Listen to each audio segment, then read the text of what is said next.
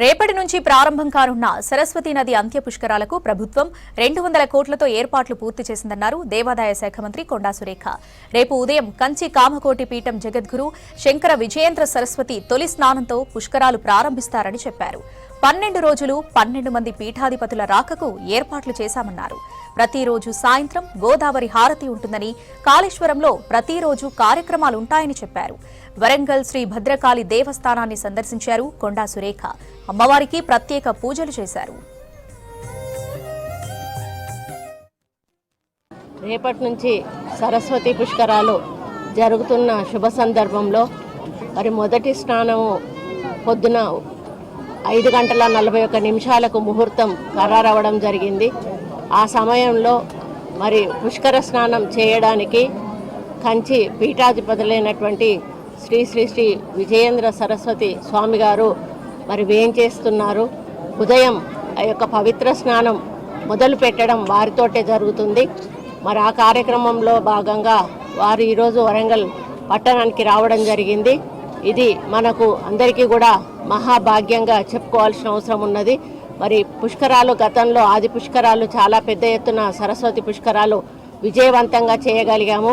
కానీ అప్పుడు కొంత వర్షాకాలం ఉండడం వలన భక్తులకు ఇబ్బంది జరిగింది. మళ్ళీ ఈసారి అంత్య పుష్కరాలు 21 నుంచి వచ్చే నెల 1 వరకు కూడా నిర్వహించబడతా ఉన్నాయి.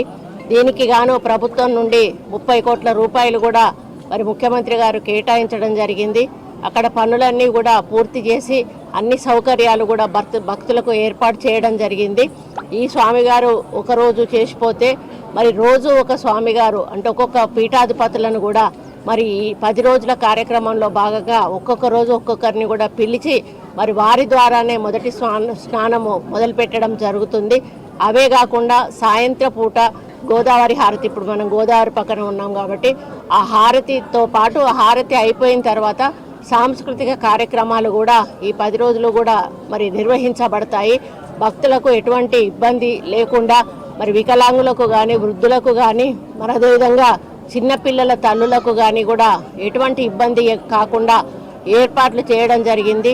బాసర టు భద్రాచలం ఏదైతే మన ముఖ్యమంత్రి గారు టెంపుల్ టూరిజం డెవలప్ చేస్తామన్నారో దాంట్లో భాగంగా అన్నిటినీ కూడా ఇప్పటికి శాంక్షన్ చేయడం జరిగింది. ఒక ధర్మపురి మాత్రం మిగిలిపోయింది.